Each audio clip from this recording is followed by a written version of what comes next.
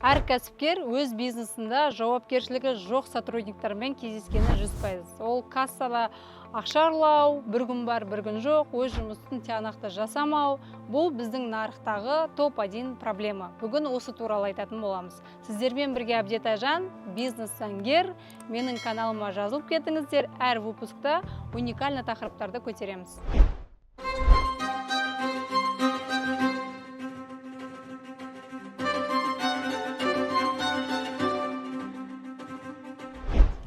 Кәсіптің жоғарыға өрлеуі, масштабқа шығуы бәрі командаға байланысты.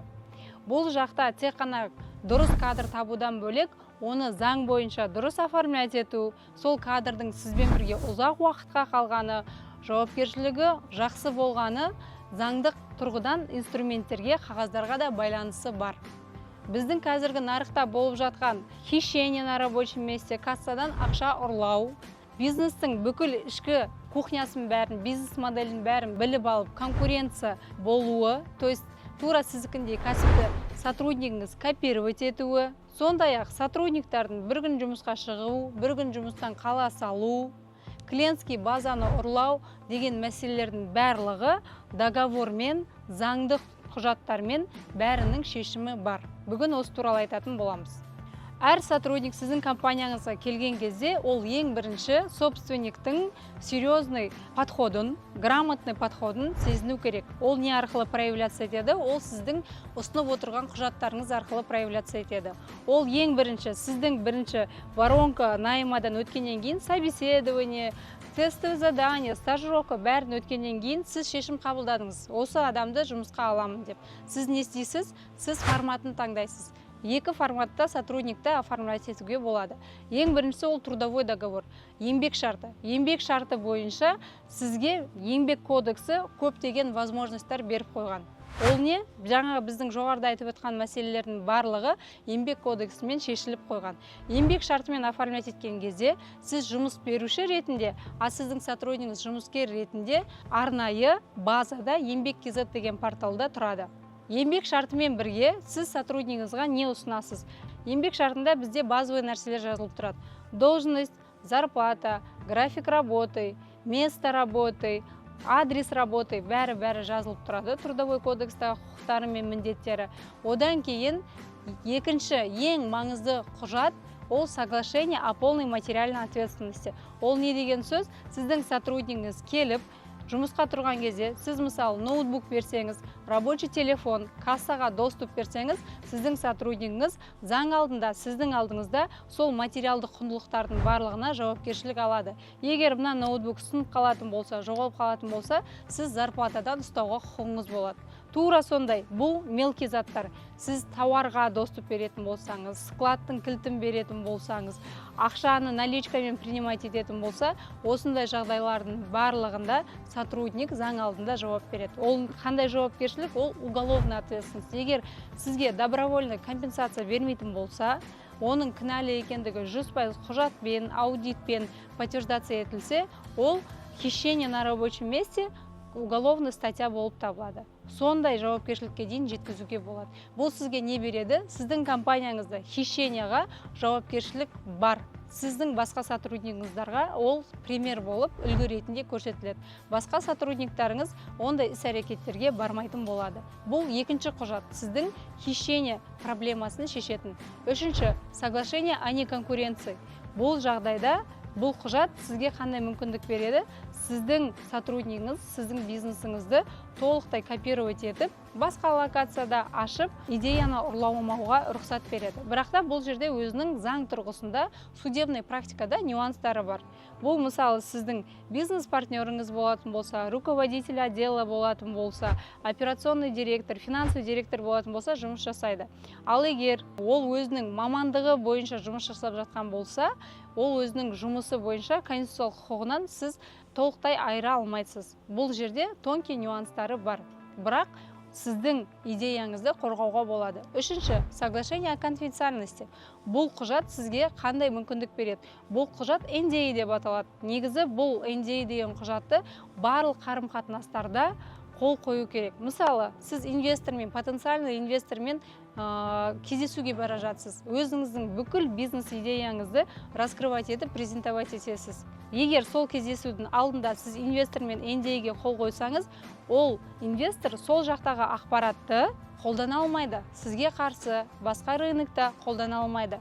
Сол сияқты тура солай сотрудникпен NDA-ге қол қойсаңыз, ол сіздің клиентский базаңызды ұрлай алмайды, бизнес моделіңізді сыртқа распространять ете алмайды, компанияның ішінде не болып жатыр, компанияның ішінде өзінің определенный коммерческий тайналарын, сізде рентабельность қандай, сотрудниктардың қарым-қатынасы қандай, сіз қайдан тауарды алып келіп, қанша маржа көресіз, сондай коммерческий тайнаның бәрін қорғайтын документ ол соглашение о конфиденциальности. То есть сіздің құпия ақпаратыңызды толықтай сақтайтын құжат болып табылады.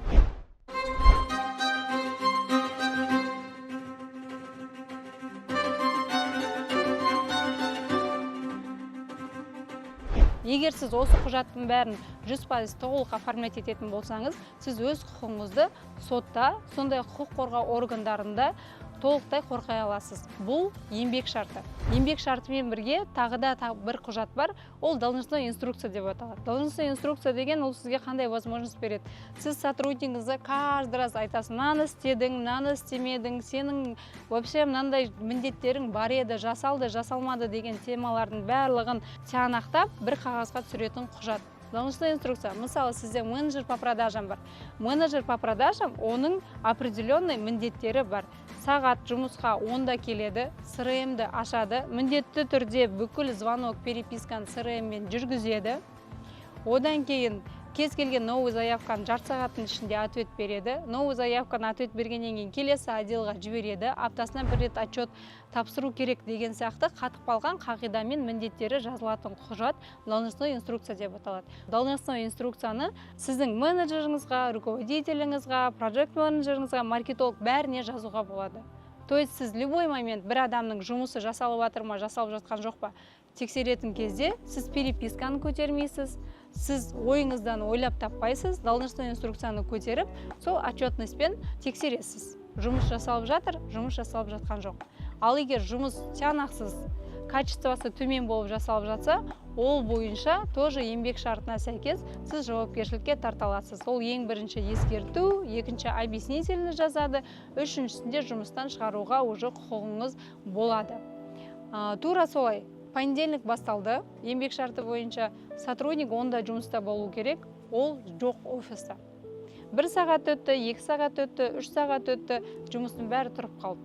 Еңбек шарты бойынша, егер сотрудник 3 сағаттан артық, себепсіз жұмыста болмайтын болса, сіз оны статьямен жұмыстан шығара аласыз. Статьямен жұмыстан шығару дегенне, ол карточкасында красный значок болып қалады. То есть любой работодатель, үлкен компаниялар особенно, любой адамды иінімен бұрынғы трудовой книжка сияқты қазір электронды тексере алады. Қай жерде жұмысқа кірді, қанша уақыт жұмыс жасады, қай статьямен жұмыстан шыққан. Соның ішінде статьяның номері жазылып тұратын болса, жұмыстан себепсіз қалды деген, ол кісінің трудовой книжкасында red flag болып табылады. Үлкен компанияларға жұмысқа кіре алмайды. Тура солай әр ситуацияға заңмен көрсетілген сотрудниктің жауапкершілігі бар. Ол сотрудниктің жауапкершілігін түсіндіру үшін сізге трудовой договорды қолына ұстату керек, түсіндіру керек, әр құжаттың функциясын қандай жауапкершілік алып жатқанын, оны дұрыс сақтау керек. Егер құқық бұзушылық, нарушениялар пайда болған жағдайда, сол құжаттың бәрін көтеріп, сіз юристке, сотқа жүгіне аласыз. Тура солай сіз өз сотрудниктарыңыз мысалы штатта определенной должности болмаса, график работы болмаса, больше офисқа привязкасы болмаса, ГПХ договормен оформлять етуге болады. ГПХ договорды сіз физлицомен заключать ететін болсаңыз, ол жақта социальный налогтар, медстрахование деген нәрселер болады. Ал егер сіздің сотруднигіңіздің ИП-сы болатын болса, сізде ешқандай дополнительный налог болмайды. ГПХ договорды әр сотрудникқа отдельно разработка жасау керек. Жаңа еңбек шарты ол бәріне бірдей шаблонный болатын болса, ал ГПХ договорды әр қайсына жекеше индивидуальный разработка жасау керек. Маркетолог ол қай уақытта жасайды, қанша уақыт жұмыс жасайды, жұмысының объемы, түрі, дедлайндар қандай отчеттар тапсырады, срок действия договора қанша уақытқа заключать етесіз деген сияқты ГПХ договорда каждый адамға отдельно разработка жасалады. ГПХ договор егер сіздің привлекать етіп отқан адамда ИП болатын болса, налог жоқ, ол сіздің расходыңыз болып табылады. Сізде осы екі вариант бар. Еңбек шарты немесе ГПХ. Сізде әр сотрудник компанияңызға кірген ассистент болсын, помощник болсын, менеджер болсын, СРМщик болсын, таргетолог болсын, любой адаммен договор болатын болса, любой спор возникать еткенде қолыңызда договор шпаргалка болып тұрады. То есть сіз договорды ашасыз, түсінесіз. Ол мынаны жасау керек, мынаны жасамау керек. Жасамаса мынандай ответственность, жасасам мынандай последствия болады деген сияқты. Сол себепті компанияңызды қорғау үшін, компанияңызды сіздің сотрудниктарыңыз ценить ету үшін, сіздің компанияңызға серьезно қарау үшін оларды сіз официально оформлять ету керексіз. Тура осы тәртіппен мен өзімнің компаниямдағы каждый юристті, каждый менеджерді оформлять етемін. Таким образом, біз текучка кадрывты қысқартамыз, хищение на рабочем месте болмайды и компанияның ішіндегі коммерческий тайна сыртқа шықпайды. Сізде осы роликті көргеннен кейін қосымша сұрақтарыңыз пайда болып жатса, детально жауап алу үшін ссылкаға өтіңіз, менің командамдағы юристтер сізбен хабарласады. Менің YouTube каналыма жазылып кетіңіз, мен бұл жақта тегін пайдалы ақпаратпен бөлісемін. Сондай-ақ мен Инстаграмда бармын, Инстаграмда күнделікті жаңалықтарды бөлісіп отырамын. Ал біздің консультация, менің жеке консультациямды алғыңыз келсе, ссылкаға өтіп, WhatsAppқа жазыңыз.